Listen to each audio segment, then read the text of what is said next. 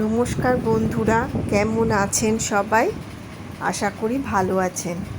আজ আমি বানাবো ডিমের অমলেটের ঝোল। এর জন্য আমি দুটো ডিম নিয়েছি, পেঁয়াজ কেটে নিয়েছি, লঙ্কা কুচিয়ে নিয়েছি, টমেটো কেটে নিয়েছি আর সিদ্ধ আলু টুকরো করে নিয়েছি। দুটো ডিমে আমি নুন, কাঁচা লঙ্কা আর পেঁয়াজ দিয়ে একসাথে অমলেট করে নেবো। আপনারা ইচ্ছে করলে একটা একটা ডিমেরও অমলেট আলাদা আলাদাভাবে করতে পারেন। আমি দুটো ডিমের একসাথেই করে নিচ্ছি। ডিমটা ভালো করে ফেটিয়ে নিয়েছি। এবার কড়াতে তেল বসিয়ে তেলটা গরম হলে কড়ার চারপাশে একটু ছড়িয়ে নিয়ে এবার ডিমের গোলাটা দিয়ে দেবো।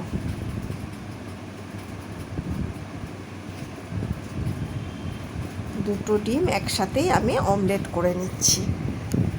আমার এই রান্না যদি আপনাদের ভালো লেগে থাকে তাহলে আমার চ্যানেলটা একটু সাবস্ক্রাইব করে দেবেন।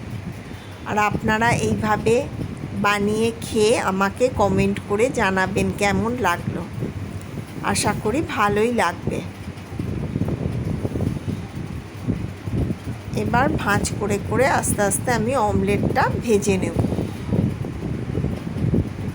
যেরকম আপনারা অমলেট করেন। এটা গরম ভাত, রুটির সাথেও খুব ভালো লাগে।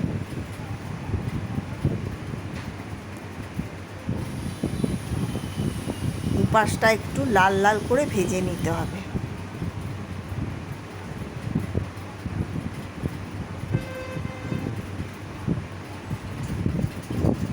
রান্নাটা খুব কম সময়ে হয়ে যায় আর খুব অল্প মশলাতেই হয়ে যায়। এই যে এক পাশটা আমার লাল করে ভাজা হয়ে গেছে আর ওই পাশটা ভাজা হয়ে যাবে। এবার আমি এটাকে টুকরো করে নিচ্ছি। আমি 4টে টুকরো করে নিলাম।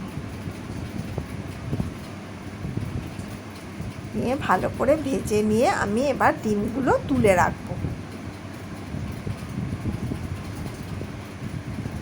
যে দুপাশটা আমার ভালো করে ভাজা হয়ে গেছে। এবার আমি এই অমলেটের টুকরোগুলো তুলে নেব। আর কড়াতে আবার একটু সর্ষের তেল দিলাম। রান্নাটা আমি সর্ষের তেলেই করলাম। দিয়ে আমি অল্প একটু পেঁয়াজ কুচি দিলাম আর দেব এবার আদা বাটা দিলাম। দিয়ে একটু কাঁচা লঙ্কা বাটাও দিলাম ঝালের জন্য। আপনারা ইচ্ছা করলে গোটা কাঁচা লঙ্কাও চিড়ে দিতে পারেন। আর এখানে পেঁয়াজ রসুন বাটা দিলাম 2 চামচ। দিয়ে ভালো করে মশলাটা কষাতে হবে।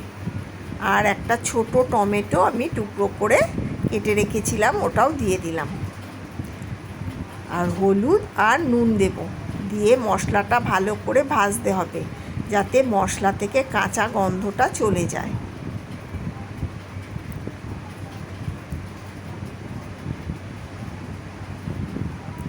এবার আমি এর মধ্যে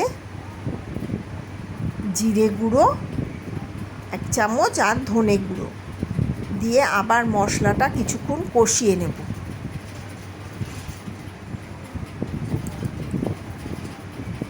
এই যে ধনে গুঁড়ো দিলাম, দিয়ে ভালো করে কষিয়ে নেব। আর রঙের জন্য আমি একটু কাশ্মীরি রেড চিলি পাউডার দেব। অল্প কাশ্মীরি রেড চিলি পাউডার দিলাম। আমি তো কাঁচা লঙ্কা বাটা দিয়েছি ঝালের জন্য। ঝালটা যে যেরকম খাবেন সেই বুঝে দেবেন। মশলাটা আমার কষানো হয়ে গেছে, তেল ছাড়ছে। এবার আমি সিদ্ধ করে রাখা আলুর টুকরোগুলো এর মধ্যে দিয়ে মশলার সাথে একটু কষিয়ে নেব। নিয়ে এবার আমি জল দিয়ে দেব। জল দিয়ে ভালো করে এগুলো মিশিয়ে নিলাম। এবার এই ঝোলটা যখন ফুটে উঠবে তখন আমি ডিমের অমলেটের টুকরোগুলো এর মধ্যে দিয়ে দেব। আর একটু স্বাদের জন্য চিনি দিলাম, অল্প একটুখানি চিনিটা আপনারা ইচ্ছে করলে নাও দিতে পারেন, যারা পছন্দ করেন না। আমি স্বাদের জন্য দিয়েছি। ঝোলটা ফুটছে, এখন আমি অমলেটের টুকরোগুলো দিয়ে দিলাম এর মধ্যে, দিয়ে ভালো করে ফুটে উঠলেই একটু গা মাখা মাখা হলে নামিয়ে নিলেই আমার রান্না রেডি খাওয়ার জন্য। গরম ভাত রুটি দিয়ে দারুণ লাগে।